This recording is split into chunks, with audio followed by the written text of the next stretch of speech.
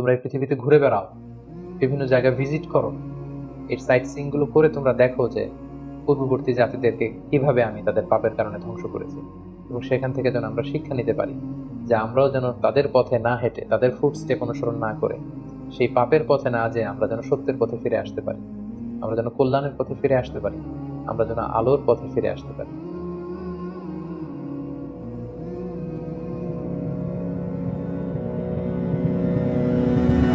আসসালামু আলাইকুম ওয়া রাহমাতুল্লাহি ওয়া বারাকাতুহু। নাহমাদুহু ওয়া নুসাল্লি আলা রাসূলিহিল কারীম।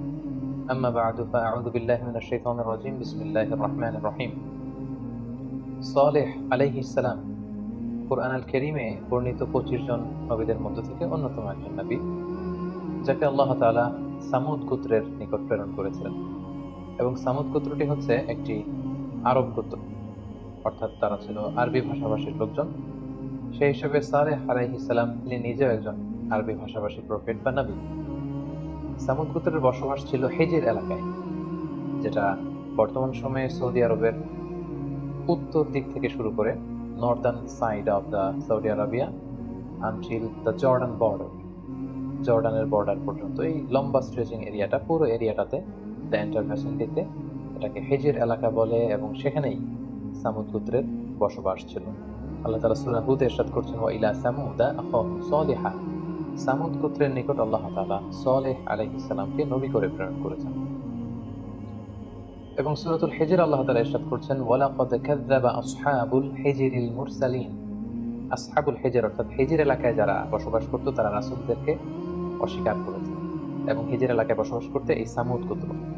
বর্তমানে সৌদি আরবের ওই এলাকাটাকে মাদাইন সালেহ বলা হয়, যেখানে সালেহ আলাইহিস সালামের সামুদ গোত্রের ধ্বংসাবশেষ পাওয়া যায়, এবং সেখানে আর্কিওলজিক্যাল সাইট রয়েছে। কেউ কেউ বলছেন এখানে প্রত্নতাত্ত্বিক যেই ধ্বংসাবশেষ রয়েছে এগুলো হচ্ছে নাবাতিন একটা নেশন ছিল তাদের। কোনো কোনো গবেষকদের দাবি যে না, এটা হচ্ছে সামুদ গোত্রের যে ধ্বংসাবশেষ, এটাই হচ্ছে সেই সেই ধ্বংসাবশেষ। আমরা যদি কালামুল্লাহ মাজিদ থেকে সামুদ নেশন বা সামুদ জাতির, যেই জাতির কাছে সালেহ আলাইহিস সালামকে প্রেরণ করা হয়েছে, তাদের ফিচারটা যদি আমরা দেখি, তাহলে দেখবো যে তাদের একটা বিশেষ বৈশিষ্ট্য ছিল, তারা পাহাড় খোদাই শিল্পে খুবই বিখ্যাত ছিল। পাহাড়কে খোদাই করে, ড্রিল করে সেখানে প্রকোষ্ঠ তৈরি করা, এবং পাহাড়ের গাত্রে নানা ধরনের কারুকার্য তৈরি করে, অভিনব কৌশল অবলম্বন করে সেখানে আবাসন তৈরি করাতে তারা বিখ্যাত ছিল। এবং আল্লাহ তাআলা ইরশাদ করছেন, ওয়াযকুরু ইয জাআলাকুম খুলাফা মিন বা'দি আদ। সামুদ গোত্রকে আদ গোত্র ধ্বংস করে দেবার পর তাদেরকে সেখানে স্থলাভিষিক্ত করা হয়েছে। ওয়া বাওয়াআকুম ফিল আরদ, এবং আল্লাহ তাআলা সামুদ গোত্রকে এই পৃথিবীতে প্রতিষ্ঠিত করেছে। তাত্তাখিযুনা মিন সুহুলিহা কুসুরা, তারা খুব সহজেই পাহাড়কে ডিজাইন করে সেখানে তারা ঘরবাড়ি বানাতো, প্রাসাদ বানাতো। তানহিতুনাল জিবালা বুয়ুতা, সহজে তারা প্রাসাদ বানাতে পারতো। আর তানহিতুনাল জিবালা বুয়ুতা, তারা পাহাড়কে ড্রিল করে কেটে কেটে তারা সেখানে ঘর নির্মাণ করত। তাহলে এটা একটা ফিচার আমরা পেলাম। এবং এই কথাটাই সূরাতুল ফাজরে আল্লাহ তাআলা অন্যভাবে বলছেন যে ওয়াসামুদাল্লাযীনা জাবুস সখরা বিল ওয়াদ। সামুদ হচ্ছে এমন নেশন বা এমন জাতি, জাবুস সখরা বিল ওয়াদ, যারা পাহাড় কেটে কেটে উপত্যকায় ঘর বানাতো। এবং সূরাতুন নামলের 48 নম্বর আয়াতে আল্লাহ বলছেন, ওয়া কানা ফিল মাদিনাতি তিসআতু রাহতিন ইউফসিদুনা ফিল আরদি ওয়া লা ইউসলিহুন। এই সামুদ নেশনের মধ্যে 9টা সাব ট্রাইব ছিল। এই সাব ট্রাইবের লোকেরা বা এদের লিডারগুলো তারা পৃথিবীতে ফাসাদ সৃষ্টি করত, তারা কোনো ভালো কাজ এলাকায় করতো না। তাহলে বেসিকলি এই 3টি ফিচার আমরা পাই, যে তারা পাহাড় খোদাই শিল্পে পারদর্শী ছিল, পাহাড় কেটে প্রকোষ্ঠ তৈরি করত, এবং পাহাড়ের গাত্রে কারুকার্য খচিত করার অভিনব কৌশল তারা আবিষ্কার করেছিল। বিভিন্ন উপত্যকায় তারা পাহাড় কেটে কেটে আবাসন তৈরি করত। এবং পুরা সামুদ নেশনের মধ্যে 9টা সাব ট্রাইব ছিল, যারা বেসিকলি পুরো সামুদ নেশনে তারা ফাসাদ সৃষ্টি করতো, তারা কোনো ভালো কাজ করতো না, এবং এরাই বেসিকলি সালেহ আলাইহিস সালামের দাওয়াতের বিরোধিতা করেছিল। এ পর্যায়ে আমরা দেখবো যে সাইয়েদনা সালেহ আলাইহিস সালাম, যাকে আল্লাহ তাআলা সামুদ গোত্রের হেদায়েতের জন্য নবী করে পাঠিয়েছিলেন, তিনি কিভাবে দাওয়াত দিয়েছেন। সব নবীদের যেমনি তাওহীদের দাওয়াত ছিল, সালেহ আলাইহিস সালাম ও সামুদ গোত্রের কাছে তাওহীদের দাওয়াত দিয়েছেন। আল্লাহ তাআলা বলছেন, ওয়া ইলা সামুদা আখাহুম সালিহা।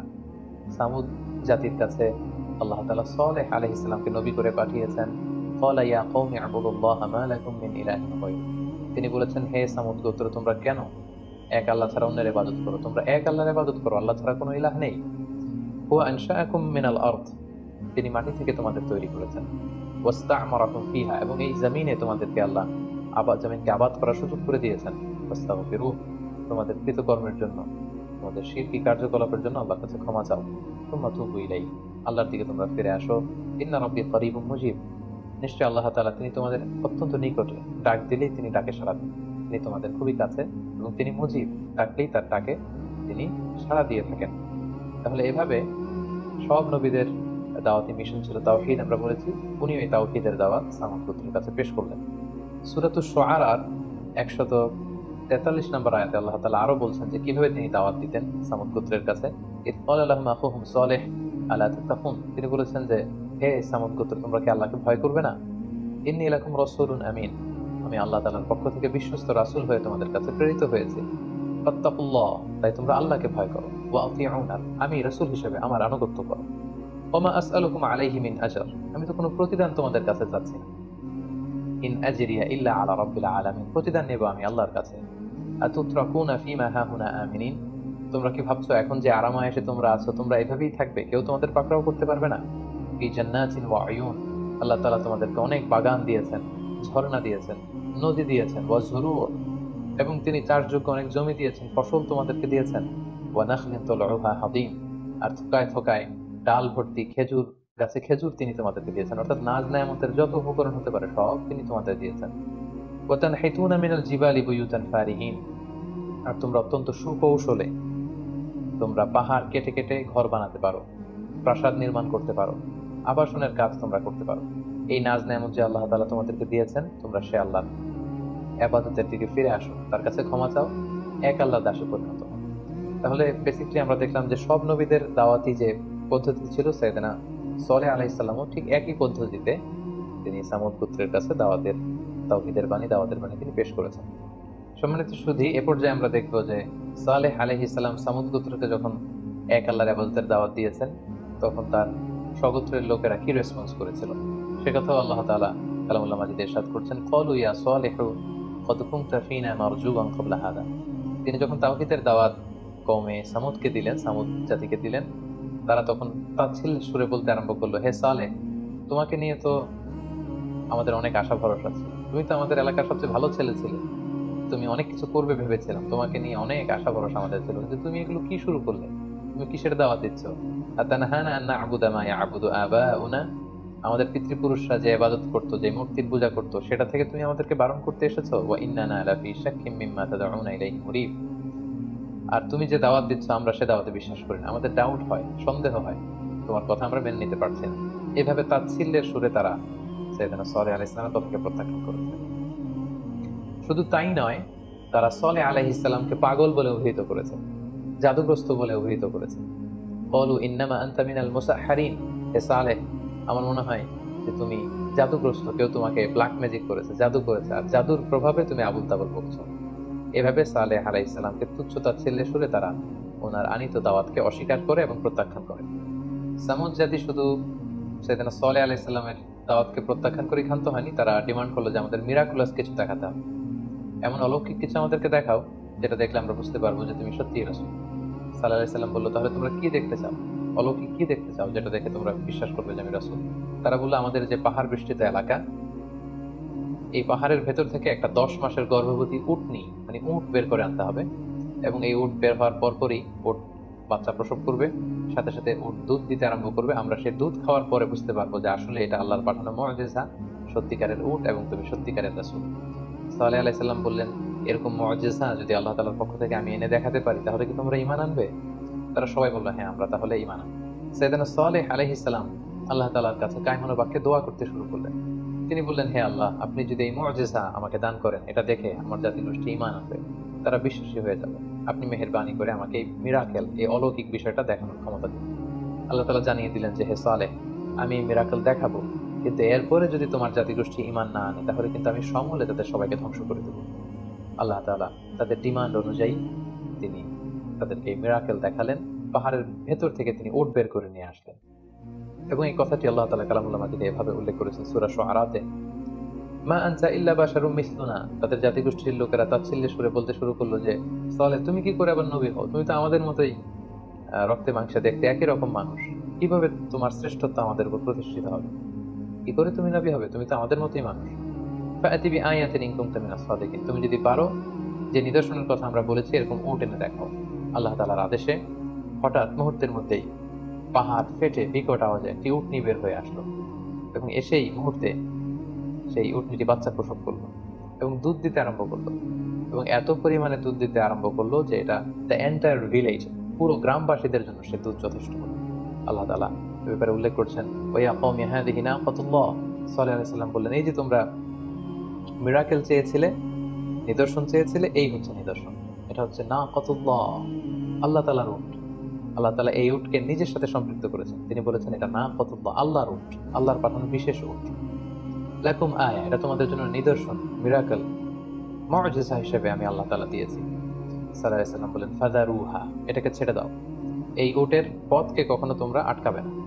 তাআকুল ফি আরদিল্লাহ, আল্লাহর জমিনে এটা চড়ে বেড়াবে, খাবে। ওয়ালা তামাসসুহা বিসু, কোনো ক্ষতি সাধন তোমরা করার চেষ্টা করবে না, সাবধান। বা ইয়াখুযাকুম আযাবুন করিব, তাহলে কিন্তু কঠিন আযাব তোমাদেরকে পাকড়াও করবে। অন্য আয়াতে আল্লাহ তাআলা বলছেন, সাইয়েদনা সাল্লাল্লাহু আলাইহি সাল্লাম বলেন, ক্বালা হাযিহি নাকাতুল লাহা শিরবুন ওয়া লাকুম শিরবু ইয়াউমিন মা'লুম।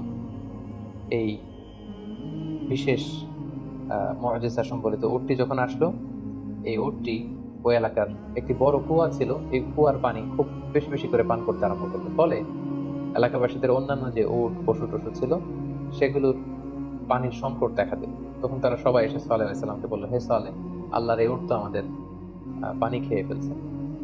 তখন সালেহ আলাইহিস সালাম বললেন যে লাহা শিরবুন ওয়া লাকুম শিরবু ইয়াউমিন মা'লুম, তাহলে তোমাদের জন্য আমি পানি খাওয়ার টাইম স্কেজুল করে দিচ্ছি। একদিন আল্লাহর এই বিশেষ উট পানি পান করবে, আরেকদিন তোমরা পানি পান করবে, কিন্তু খবরদার ওয়ালা তামাসসুহা বিসু, কোনো ক্ষতি এই উটের করবে না। তাহলে তাদের যে ডিমান্ড ছিল পাহাড়ের ভেতর থেকে উট বের করে নিয়ে আসা, উট সাথে সাথে 10 মাসের গর্ভবতী উট বের হয়ে বাচ্চা দেওয়া, সেটাও দিয়েছে, দুধ দিচ্ছে। এবং এই দৃশ্য দেখে সামুদ গোত্রের অনেক সংখ্যক লোক তারা ঈমান এনে ফেলল। কিন্তু ওই যে আগে আমরা বলেছি যে 9টি সাব ট্রাইব ছিল, তাদের অনুসারী যারা, তাদের লিডার যারা, তারা কেউই সালেহ আলাইহিস সালামের উপর ঈমান আনলো না। এবং এই দৃশ্য দেখার পরে তারা বলল, সালেহ, তুমি তো অনেক বড় জাদুকর, তুমি যদি বড় ম্যাজিশিয়ান না হও তাহলে কি করে পাহাড়ের ভেতর থেকে উট বের করে আনলে, কি করে গর্ভবতী উট আবার বাচ্চা দিল এবং সেখান থেকে আমরা দুধ খাচ্ছি। তাহলে অল্প কিছু সংখ্যক লোক ঈমান আনলো এবং বেশিরভাগই সালেহ আলাইহিস সালামের বিরোধিতা শুরু করলো এবং তাকে জাদুগ্রস্ত, তাকে বড় জাদুকর বলে আখ্যা দিতে লাগলো। এবং সালেহ আলাইহিস সালাম বললেন, খবরদার, এটা আল্লাহর পক্ষ থেকে আমানত, তোমাদের দাবিতে আমি আল্লাহর কাছে দোয়া করেছি এবং আল্লাহ তাআলা দোয়া কবুল করে এই মুআজিজা দিয়েছে। খবরদার, ওয়ালা তামাসসুহা বিসু, এই উটনির সাথে তোমরা খারাপ আচরণ করবে না। ফায়াখুযাকুম আযাবু ইয়াউমিন আযীম, কঠিন শাস্তি তোমাদেরকে পাকড়াও করবে। কিন্তু তারা, যারা বকে গিয়েছিল, যারা ঈমান আনেনি, যারা সালেহ আলাইহিস সালামকে এই মুআজিজা দেখার পরও বিরোধিতা করছিল, তারা সেখানেই ক্ষান্ত হয়। তারা প্ল্যান করলো তারা আল্লাহর এই পাঠানো বিশেষ উটকে হত্যা করবে, এই মুআজিজাটিকে তারা পৃথিবী থেকে নিশ্চিহ্ন করে দেবে। এবং যেই চিন্তা সেই কাজ, ফাআকারুহা ফাআসবাহু নাদিমিন, তারা প্ল্যান প্রোগ্রাম করে আল্লাহর পাঠানো এই উটটিকে হত্যা করে ফেলবে। সূরা শামসে আল্লাহ তাআলা ইরশাদ করেছেন, ইদিন বাআসা আশকাহা, তারা প্ল্যান করে তাদের মধ্য থেকে একজন ভয়ঙ্কর লোককে পাঠালো যে তুমি যাও, তুমি যে হত্যা করো। ফাকালা লাহুম রাসূলুল্লাহি নাকাতাল্লাহি ওয়া সুকিয়াহা, সালেহ আলাইহিস সালাম শেষবারের মতো বললেন, আমি আবারও বলছি, এটা আল্লাহর উট, আল্লাহর পাঠানো বিশেষ নিদর্শন বা মুআজিজা, এটাকে তোমরা হত্যা করো না। কিন্তু ফাকাযযাবুহু ফাআকারুহা, তারা সালেহ আলাইহিস সালামকে অস্বীকৃতি জানালো, মিথ্যা প্রতিপন্ন করলো এবং ঠিকই তারা এই উটটিকে হত্যা করে ফেলল। আল্লাহ তাআলা বললেন, ফাদামদামা আলাইহিম রাব্বুহুম বিযামবিহিম ফাসাওয়াহা, তাদের এই পাপের কারণে আল্লাহ তাদের জন্য আযাবকে অবধারিত করলেন, তাদের উপর আযাব পাঠালেন। এবং সালেহ আলাইহিস সালামের কওমে সামুদ বা সামুদ জাতি আল্লাহর পাঠানো এই বিশেষ মুআজিজা, এই উটটিকেই শুধু হত্যা করে ক্ষান্ত হয়। তারা প্ল্যান করলো যে শুধু উটকে হত্যা করলেই হবে না, আমরা সালেহকেও এই পৃথিবী থেকে বিদায় করে নিব। তারা সিক্রেট একটা কিলিং প্ল্যান করলো, কিভাবে সালেহকে পৃথিবী থেকে সরিয়ে দেওয়া যায়। এবং সে কথা আল্লাহ তাআলা সূরাতুন নামলে সুন্দরভাবে বর্ণনা করেছেন। আল্লাহ তাআলা বলছেন, ওই যে 9টি সাব ট্রাইব ছিল, তারা একত্রিত হলো। ক্বালু তাকাসামু বিল্লাহ, আল্লাহর নামে তারা শপথ করলো এবং প্ল্যান করলো, লা নুবাইয়িতান্নাহু ওয়া আহলা, আমরা আজ রাতেই আতর্কিত অ্যাটাক করব, সাডেন অ্যাটাক করব সালেহের বাড়িতে, যে সালেহ এবং তার ফ্যামিলি মেম্বার্স প্রত্যেককে আমরা কচুকাটা করে দুনিয়া থেকে বিদায় করে ফেলব।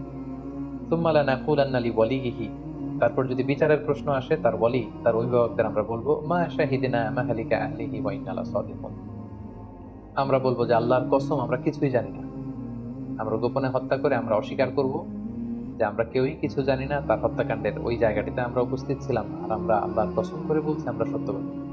আল্লাহ তাআলা বলছেন ওয়া মাকারু মাকরা, তারা কৌশল করে, ওয়া মাকারনা মাকরা, আমি নিজেও আল্লাহ কৌশল করি, আর আমার কৌশল যে কতটা ভয়ঙ্কর, আমার কৌশল যে কিভাবে বাস্তবায়িত হবে তারা সেটা কল্পনাও করতে পারে না। এবং তাদের প্ল্যান অনুযায়ী ওই রাতে তারা সালেহ আলাইহিস সালামকে অ্যাটাক করবে বলে আগাতে লাগে। এবং আল্লাহ তাআলা সিদ্ধান্ত নিলেন যে তাদের অবাধ্যতা এতবার বেড়েছে যে তাদেরকে সামুদ গোত্রকে আল্লাহ তাআলা ধ্বংস করে দিলেন।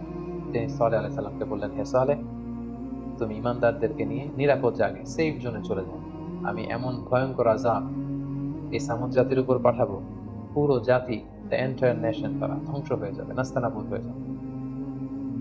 কি আযাব আল্লাহ তাআলা পাঠালেন আমরা যদি কোরআনের দিকে তাকাই তাহলে দেখব। আল্লাহ তাআলা বললেন ফাআখাযাতহুমুর রাজফা, ভয়ঙ্কর ভূমিকম্প আল্লাহ তাআলা পাঠালেন, ডেঞ্জারাস আর্থকোয়েক। মুহূর্তের মধ্যে পুরো সামুদ গোত্র প্রচন্ড এক আওয়াজে কেঁপে উঠল, মারাত্মক ভূকম্পন শুরু হয়ে গেল। ফাআসবাহু ফি দারিহিম জাসিমিন, এবং প্রচন্ড ভূমিকম্পে তারা যে যেখানে ছিল তাদের প্রত্যেকের ঘরে উপুর হয়ে পড়ে গেল। এবং সূরাতুল কমর আল্লাহ তাআলা বলছেন যে শুধু ভূমিকম্পই ছিল না, ইন্না আরসালনা আলাইহিম সাইহাতান ওয়াহিদা, একটা বিকট চিৎকারের ব্যবস্থা আমি করেছিলাম। আল্লাহ তাআলা সাইয়েদনা জিবরাইল আলাইহিস সালামকে বললেন, যাও তুমি সামুদ গোত্রের ওখানে যাও, তারা সালেহকে অস্বীকার করেছে, আমার পাঠানো মুআজিজা উটকে হত্যা করেছে, এবং সালেহকে তার পুরো পরিবারের সাথে একসাথে হত্যা করার প্ল্যান তারা করেছে, তাদের আর বেঁচে থাকবার কোনো অধিকার নেই। তুমি সামুদ গোত্রের ওখানে যে প্রচন্ড একটা চিৎকার দাও, তোমার প্রচন্ড চিৎকারের আওয়াজে সামুদ গোত্রের প্রতিটি মুশরিক যেন কানের পর্দা ফেটে ওখানে লাশ হয়ে পড়ে যায়। এবং আল্লাহ তাআলার এই আদেশের সাথে সাথে আল্লাহ বলেন, ইন্না আরসালনা আলাইহিম সাইহাতান ওয়াহিদা, একটা চিৎকার, একটা প্রচন্ড সাউন্ড ওয়েভ, একটা প্রচন্ড বিকট আওয়াজ এবং শব্দ তরঙ্গের সৃষ্টি আমি করেছি সেই সামুদ গোত্রে। বা কানু কাহাশিমিল মুহতাদির, পুরো জাতি সেখানে ভুলুণ্ঠিত হয়ে পড়ে খেয়ে ফেলা ভুসির মতো, তৃণলতার মতো ভুসির মতো তারা হয়ে গেল। এবং আল্লাহ বলেন ফাকাযযাবুহু ফাআকারুহা ফাদামদামা আলাইহিম রাব্বুহুম বিযামবিহিম ফাসাওয়াহা, পুরো জাতিকে আল্লাহ তাআলা এরকম ভয়ঙ্কর শাস্তি দিয়ে ধ্বংস করে দিলেন। তাহলে সামুদ জাতিকে কিভাবে আল্লাহ তাআলা ধ্বংস করলেন কোরআন থেকে যদি আমরা খুঁজি তাহলে পাবো, এক নম্বর হচ্ছে আর্থকোয়েক, যাকে আরবিতে বলা হচ্ছে আর-রাজফা, পুরো ভূখণ্ড জমিন একসাথে কেঁপে উঠলো। দুই নম্বর হচ্ছে সাউন্ড ওয়েভ, প্রচন্ড বিকট আওয়াজ এবং শব্দ তরঙ্গের মাধ্যমে সামুদ গোত্রের প্রতিটি মুশরিক তাদের কানের পর্দা ফেটে ওখানে লাশ হয়ে পড়ে গেল। এবং সেখানে এমন এক ভয়ঙ্কর পরিস্থিতির সৃষ্টি হলো যে সেই ধ্বংসাবশেষ দেখলে মানুষের অন্তরাত্মা কেঁপে উঠবে। পরবর্তী যুগের লোকদের জন্য কিছু জায়গা আল্লাহ তাআলা নিদর্শন হিসেবে এখনো রেখে দিয়েছেন। এবং নবম হিজরিতে আল্লাহ রাসূল সাল্লাল্লাহু আলাইহি ওয়াসাল্লাম যখন তাবুক অভিযানে গিয়েছিলেন, তাবুক যুদ্ধ থেকে ফেরার সময় তিনি এই হিজর এলাকাটাকে যখন ক্রস করছিলেন, যেটাকে মাদায়েনে সালেহ আমরা বলেছি, সালেহ আলাইহিস সালামের যে এলাকাটাতে এই সামুদ গোত্রের বসবাস ছিল, এই জায়গাটা যখন রাসূল সাল্লাল্লাহু আলাইহি ওয়াসাল্লাম সাহাবাদেরকে নিয়ে ক্রস করছিলেন, তিনি তার মাথা ঢেকে ফেলেছিলেন। রাসূল সাল্লাল্লাহু আলাইহি ওয়াসাল্লাম কাপড় দিয়ে, চাদর দিয়ে মাথা ঢেকে ফেলেছিলেন, এবং তিনি তার উটনিকে খুব দ্রুত হাঁকাচ্ছিলেন, খুব দ্রুত এই গজবের এবং আযাবের জায়গাটাকে ক্রস করার জন্য রাসূল সাল্লাল্লাহু আলাইহি ওয়াসাল্লাম যাচ্ছিলেন। এবং তিনি ঘোষণা দিলেন সাহাবীদের মাঝে, সহিহ বুখারীতে এসেছে, তোমরা যদি এই আযাবের এলাকার মধ্যে এখান থেকে যদি তোমরা কেউ কোনো জায়গা থেকে কুয়া থেকে পানি নিয়ে থাকো, এই পানিগুলো ফেলে দাও। সাহাবারা বললেন আমরা পানিগুলো ফেলে দিলাম। এবং সাহাবারা বললেন যে আমরা এই ধ্বংসাবশেষের জায়গাতে এখান থেকে কিছু পানি নিয়ে আটা দিয়ে খামির বানিয়েছি। রাসূল সাল্লাল্লাহু আলাইহি ওয়াসাল্লাম বললেন এই খামিরগুলো তোমরা খাবে না, আটার এই খামিরগুলো তোমাদের উটগুলোকে খাইয়ে ফেলো, কারণ এটা গজবের জায়গা। তোমরা কখনো যদি এই সামুদ গোত্রের এই ধ্বংসাবশেষের এই জায়গা পাশ দিয়ে যদি তোমরা যাও, তোমরা কান্নার একটা ভাব করে যাবে, কান্না কান্না ভাব নিয়ে যাবে যে আল্লাহ, আমাদের পাপের কারণে তুমি আমাদেরকে এভাবে ধ্বংস করে দিও না। এবং সেই ধ্বংসের জায়গা থেকে তোমরা শিক্ষা নেওয়ার চেষ্টা করো। এবং রাসূল সাল্লাল্লাহু আলাইহি ওয়াসাল্লাম বললেন তোমরা সেই পানিগুলো ফেলে দাও, ওটের যেই আটা দিয়ে তোমরা খামির তৈরি করেছো এগুলো নিজেরা না খেয়ে উটগুলোকে খাওয়াও। এবং সেই নাকাতুল্লাহ, আল্লাহর পাঠানো সেই মিরাকুলাস যে ক্যামেল, সেই উটনি যেই কুয়া থেকে পানি খেত, আমরা সেখান থেকে পানি খাবো। রাসূল সাল্লাল্লাহু আলাইহি ওয়াসাল্লাম সাহাবারা সবাই সেখান থেকে তারা পানি নিলেন। এবং এভাবেই রাসূল সাল্লাল্লাহু আলাইহি ওয়াসাল্লাম তাবুক যুদ্ধ থেকে ফেরার সময় এই জায়গাটিতে খুব ভীত সন্ত্রস্ত ভাবে আল্লাহর কাছে পানা চাইতে চাইতে এই জায়গাটিকে তিনি ক্রস করলেন। সম্মানিত সুধী, আরেকটি মাইটি নেশনের ধ্বংস আমরা জানতে পারলাম। সালেহ আলাইহিস সালামকে যে সামুদ গোত্রের কাছে পাঠানো হলো, তারাও শক্তিশালী ছিল, পাহাড় কেটে কেটে, কতটা শক্তিশালী হলে বিশাল পাহাড় কেটে সেখানে আবাসনের ব্যবস্থা তারা করতে পারত। তারাও কিন্তু আজ পৃথিবীতে নেই, তাদের অন্যায়ের কারণে, তাদের অস্বীকৃতির কারণে, তাদের অবাধ্যতার কারণে। আল্লাহ তাআলা পুরো জাতিকে সমূলে ধ্বংস করে দিয়েছেন। এই সামুদ জাতি এবং সালেহ আলাইহিস সালামের এই পুরো ঘটনা প্রবাহ থেকে আমরা যদি আমাদের জীবনের জন্য কিছু লাইফ লেসন খুঁজতে চাই, তাহলে প্রথমে যে লাইফ লেসনটি আমরা পাই সেটি হচ্ছে আল্লাহ তাআলা নবীদেরকে মুআজিজা দিয়ে থাকেন, অলৌকিক জিনিস দিয়ে থাকেন, যেটা দিয়ে ওনার প্রফেটহুডকে উনি প্রমাণ করতে পারেন যে এই যে দেখো, এই অলৌকিক বিষয়টি আমি আল্লাহ তাআলার কাছ থেকে এনেছি এবং এটাই প্রমাণ করে যে আমি নবী। এই মিরাকেল আল্লাহ সহজে দিতে চান না, কিন্তু যদি কোনো জাতিকে দেখানোর জন্য আল্লাহ কোনো মিরাকুলাস জিনিস পাঠান, মুআজিজা পাঠান, আর সেই মুআজিজা দেখার পরেও যদি তারা নবীকে স্বীকার না করে, আল্লাহ তাআলার ইবাদতে ফিরে না আসে, তখন সেই জাতিকে ধ্বংস করে দেয় আল্লাহর জন্য অবধারিত আল্লাহ করে ফেলছে। এবং সামুদ গোত্রের ক্ষেত্রে সেটাই হয়েছে, তাদের জন্য শাস্তি অবধারিত হয়েছে। 2 নম্বর যে শিক্ষাটা আমরা পাই, তাদের অবাধ্যতা এবং অধ্যত্ব এতটা মাত্রা ছাড়িয়েছে যে গজব তাদের জন্য অবধারিত হয়েছে। তারা শুধুমাত্র শিরক করেই ক্ষান্ত হয়। আমরা যদি পুরো সামুদ জাতির অ্যাটিটিউড নিয়ে অ্যানালাইসিস করি, তাহলে দেখবো তারা কেবল শিরক করেই ক্ষান্ত হয়নি। তারা কেবলমাত্র সালেহ আলাইহিস সালামের দাওয়াতকেই প্রত্যাখ্যান করেনি, তারা নবীর সাথে দেয়া প্রমিসকে ভঙ্গ করেছে। তাদের ডিমান্ডের কারণেই সালেহ আলাইহিস সালাম দোয়া করে এই উট নিয়ে এনেছিলেন। তারা প্রথম যে অন্যায়টি করেছে সেটা হচ্ছে সালেহ আলাইহিস সালামের সাথে কৃত ওয়াদা ভঙ্গ করেছে। তারা বলেছিল, তুমি যদি পাহাড় থেকে উট বের করে আনতে পারো, এটা দেখলে আমরা ঈমান আনবো। তারা ঈমান আনেনি। শুধু এখানেই ক্ষান্ত হয়নি, তারা আল্লাহর পাঠানো মুআজিজা এই উটনিকে হত্যা করেছে। শুধু সেটাই নয়, তারা সালেহ আলাইহিস সালামকে রাত্রিবেলা গোপনে হত্যার ষড়যন্ত্র করেছে। এজন্য তাদের উপর আযাব এবং গজব পাঠানো আল্লাহ অবধারিত করেছেন। 3 নম্বর যে বিষয়টি আমরা এই ঘটনা থেকে শিখতে পারি সেটা হচ্ছে, পৃথিবীর বিভিন্ন প্রান্তে আল্লাহ তাআলা অনেক মাইটি নেশন, শক্তিশালী অনেক জাতিকে তাদের অবাধ্যতার কারণে, শিরকের কারণে আল্লাহ তাআলা ধ্বংস করেছেন। আমরা যদি জর্ডানে যাই, আমরা সেখানে ডেড সি দেখতে পাবো, যেখানে লূত আলাইহিস সালামের কওমদের পাপ কাজের কারণে আল্লাহ তাআলা তাদের ধ্বংস করে দিয়েছেন। আমরা যদি ইয়ামানের হাদ্রামাউতের মাঝখানে, হাদ্রামাউত এবং ওমানের মাঝখানে সেই আহকাফ এলাকাতে যাই, আমরা আদ জাতির ধ্বংসাবশেষ দেখতে পাবো। আমরা যদি আজও সৌদি আরবের মাদায়েন সালেহতে ভিজিট করি, তাহলে সেখানে এই বিশাল সামুদ জাতির ধ্বংসাবশেষ দেখতে পাবো।